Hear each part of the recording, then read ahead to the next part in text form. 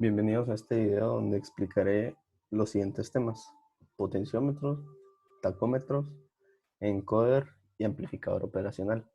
Mi nombre es Sergio Augusto León Urrutia y esto es parte del curso de sistemas de control de la Facultad de Ingeniería de la Universidad de San Carlos de Guatemala.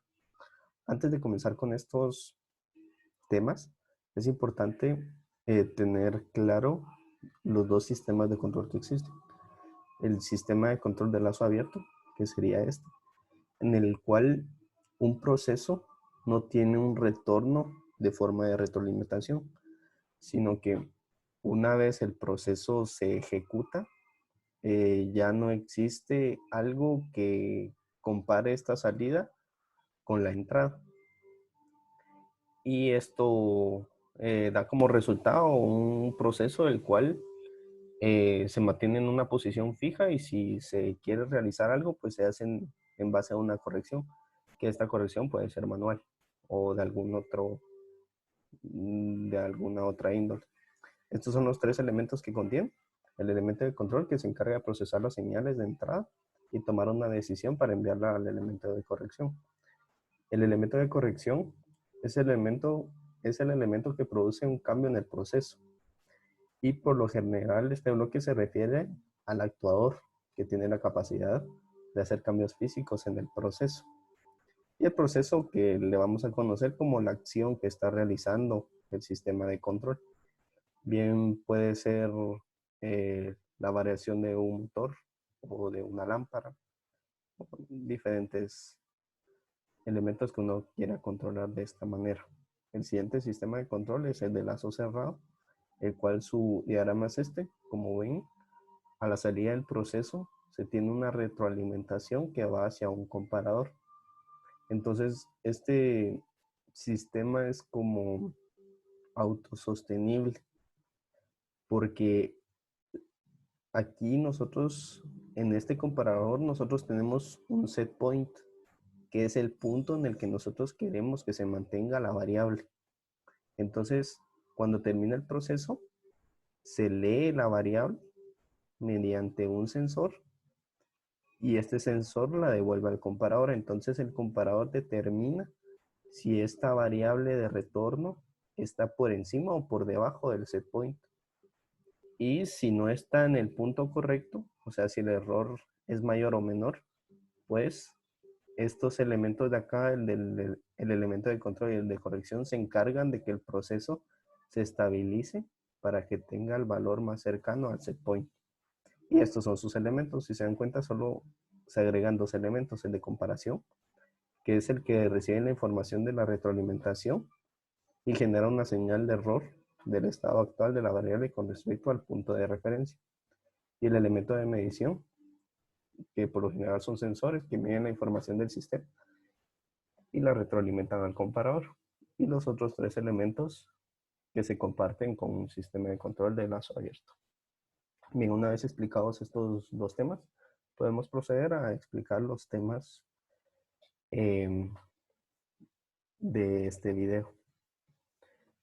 Para comenzar, vamos a mencionar qué es un potenciómetro. Y un potenciómetro es una resistencia variable que en cada extremo tiene una variación de resistencia que es manipulada por esta perilla de acá. Esto nos permite aumentar o disminuir la resistencia que está entre estos dos puntos y que está en estos dos puntos. Esto con el propósito de conseguir un valor de variable de potencia mediante un divisor de voltaje en su mayoría de los casos. ¿Qué quiere decir esto? De que nosotros, al mover esta perilla en una dirección, puede que estos dos puntos la resistencia baje, pero en estos otros dos puntos la resistencia aumente. Y si la movemos hacia el otro lado, pues ocurriría lo contrario. En estos dos puntos aumentaría y en estos dos puntos disminuiría. Entonces podemos representar esto como un divisor de voltaje, donde aquí tenemos una fuente de alimentación. R1 estaría dado por estos dos pines, R2 estaría por estos dos pins, y el divisor de voltajes estaría en el tercer pin. Esto daría un cambio o nos permite controlar el voltaje en este pin. ¿Esto para qué sirve? Para controlar la potencia de salida en este punto en específico. Nos permite modificar diferentes valores en un sistema o modificar diferentes parámetros. Existen diferentes tipos de potenciómetros. Todo esto depende de la aplicación para que nosotros la vayamos a utilizar. Existen potenciómetros lineales, senoidales, logarítmicos y antilogarítmicos. El de esta imagen es un potenciómetro logarítmico. Y como repito, depende de la aplicación que nosotros necesitemos. Una aplicación que le podemos dar a los potenciómetros en sistemas de control es un dimmer.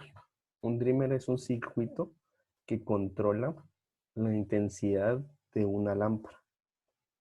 Es un circuito de lazo abierto porque no tiene un sensor que esté midiendo aquí la intensidad lumínica y que esto haga cambios en el circuito, sino que la única forma por la que nosotros podemos hacer un cambio es que nosotros movamos el potenciómetro para aumentar o disminuir eh, la carga o la intensidad de la lámpara.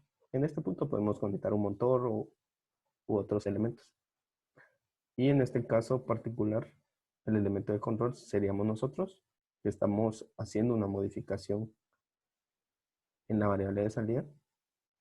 El potenciómetro sería el elemento de corrección porque es el encargado de manipular la intensidad de esto, de esta carga. Y el proceso pues sería el circuito que está aumentando, disminuyendo la intensidad lumínica de la lámpara. Como siguiente punto tenemos el tacómetro. El tacómetro es un dispositivo que se utiliza para medir la velocidad de un objeto, como el eje de un motor, de un automóvil, y normalmente se limita para instrumentos mecánicos o eléctricos. Este instrumento indica las revoluciones por minuto realizadas por un objeto.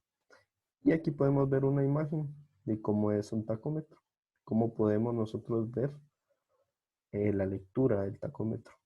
Y esto, si nos vamos dando cuenta, es un sensor que nos está devolviendo el valor de una señal de una variable. Aquí podemos ver una conexión de cómo se conecta un tacómetro. Y una vez más tenemos diferentes tipos. Todo depende de la aplicación que nosotros necesitemos. Tenemos tacómetros analógicos, digitales, de contacto, sin contacto, de medición de tiempo y frecuencia. Y una aplicación podría ser esta. Podemos ver un diagrama de bloques de un control de velocidad típico, en donde la salida del tacómetro se compara con la referencia de voltaje que representa la velocidad deseada. La diferencia entre las dos señales o error se amplifica y emplea para manejar el motor, para que la velocidad alcance un valor deseado. En esta aplicación, la exactitud del tacómetro es muy importante porque si no es exacto, podemos tener un error muy grande en esta parte de acá. Entonces, podemos relacionar este sistema con un carro. Por ejemplo, digamos que el controlador es el pedal de la gasolina. El amplificador pues vendría a ser como el motor, sí, el motor. Y esto pues, eh, bueno, esto, sí, el motor. Esto sería lo que está girando. Y el tacómetro estaría leyendo las revoluciones por minuto del motor. Entonces, si nosotros miramos, nosotros tenemos un valor de referencia que vendría a ser, por ejemplo, el límite de velocidad de esa carretera. Y si el tacómetro nos está devolviendo un valor muy alto, pues nosotros bajaríamos la intensidad de la gasolina para disminuir la velocidad. Y si nosotros vamos muy despacio, pues sería de darle más gasolina para ir un poco más rápido. El siguiente elemento sería el encoder.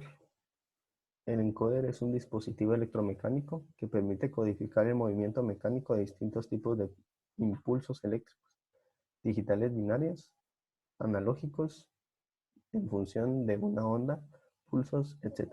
Esta es la imagen de un encoder comercial y esta es su estructura interna. Entonces, el encoder lo que hace es de que En este disco codificado tenemos partes opacas y partes transparentes.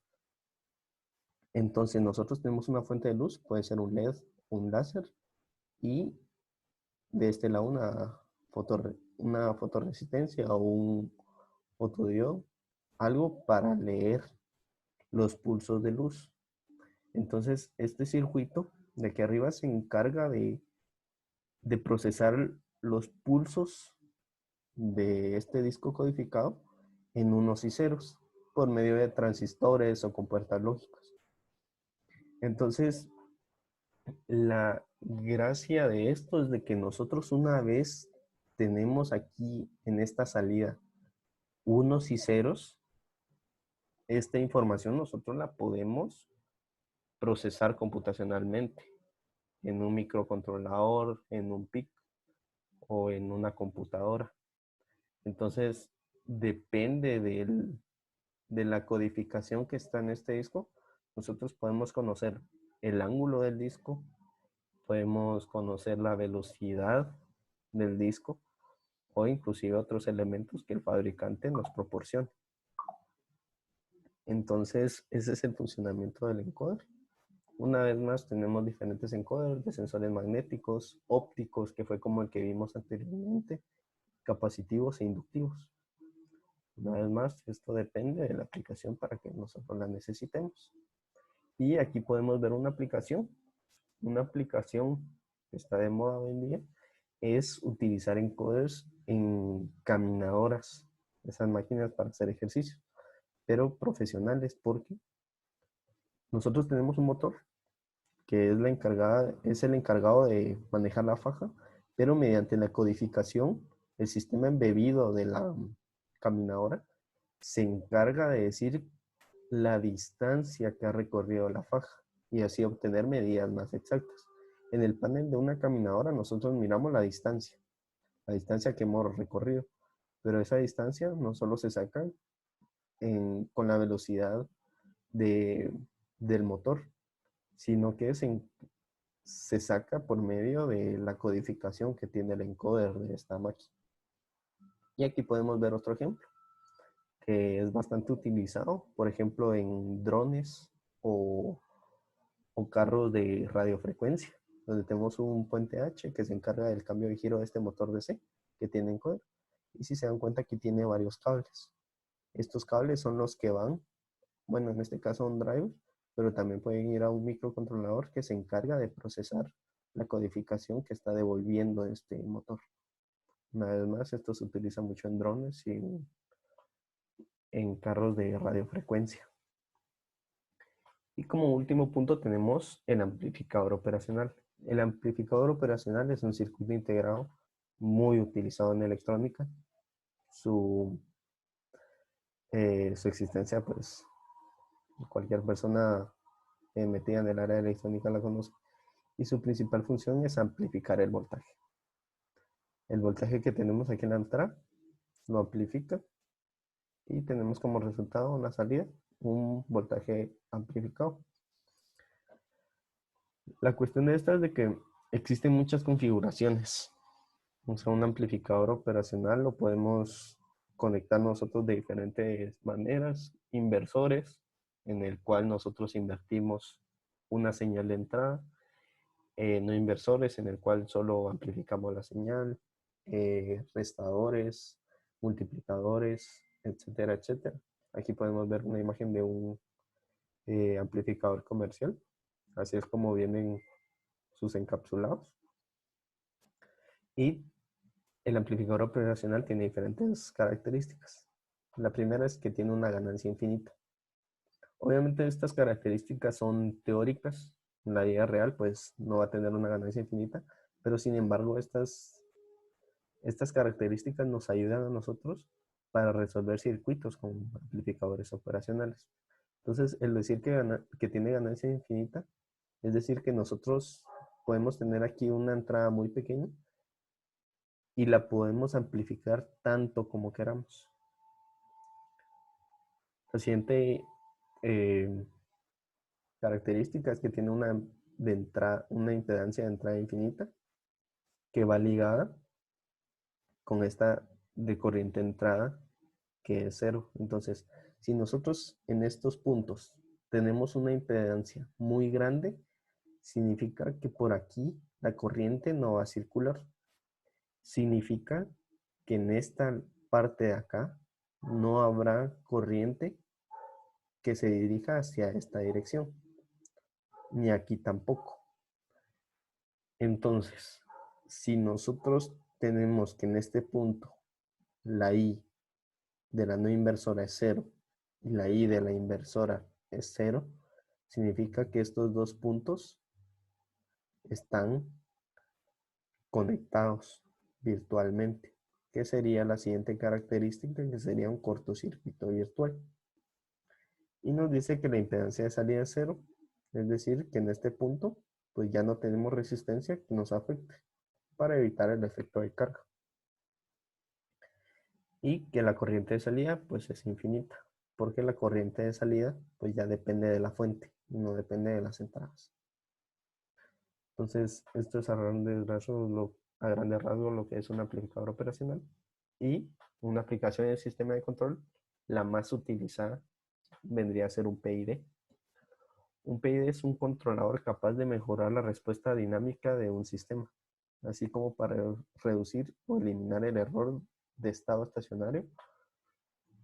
Y el nombre proviene de P, proporcional, y integral y de derivativo. Entonces, si nos damos cuenta, este vendría a ser un sistema PID, que es un sistema de control de lazo cerrado, en el cual nosotros tenemos una señal. A procesarla entra el PID y este PID se encarga de sacar una señal de error, o más bien una señal mejorada. Y esta señal mejorada, pues una vez regresa, y en este punto sí tenemos la señal de error. En este punto tenemos la señal de error que entra al PID y se encarga de mejorar esta señal. Aquí podemos ver el circuito del PID. Tenemos el error que, que vendría de acá. O sea, por lo general nosotros tenemos aquí la salida y esto retorna. Entonces entra y tenemos nuestra parte proporcional con un amplificador operacional.